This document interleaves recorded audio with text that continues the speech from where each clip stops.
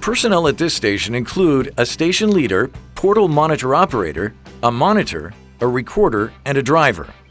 Tasks include identifying the location of contamination and radiation levels detected, documenting contamination levels on the VS&D form, supporting the transfer of field samples to the radiation protection specialist. To set up the station, obtain the instructions included in the setup kit. Post all signs and barriers and contact the decon chief if you're missing or need additional supplies. Assemble the portal monitor. Instructions are included in the portal monitor case. Perform an operational check. Obtain survey meters and dosimetry from registration. Ensure all station personnel are wearing dosimetry and proper PPE at all times. If at any time you have questions about radiation, contact the radiation protection specialist. For procedural or setup questions, contact the decon chief. When the station is set up and operational, notify the decon chief. The portal monitor operator instructs emergency workers in the vehicles to drive through the portal monitor. If the vehicle is clean, instruct them to drive to the clean lot. If the vehicle is contaminated, direct them to the vehicle monitoring area. Ask if there are any environmental samples. Notify the RPS if the emergency workers are returning with samples. Follow environmental sample processing procedures.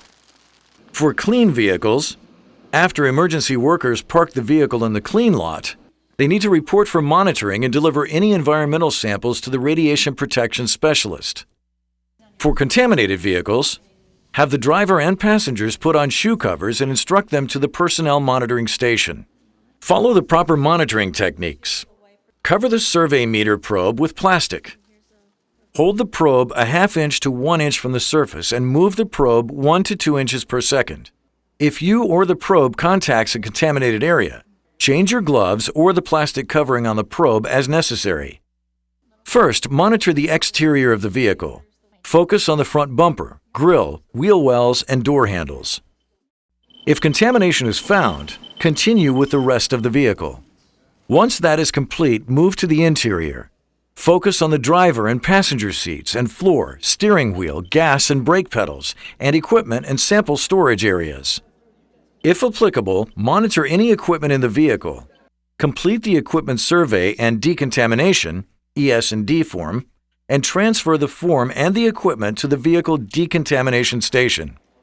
When monitoring is complete and all contaminated areas have been identified and recorded, the station driver will place a plastic cover on the driver's seat and bring the vehicle to the next station for decontamination.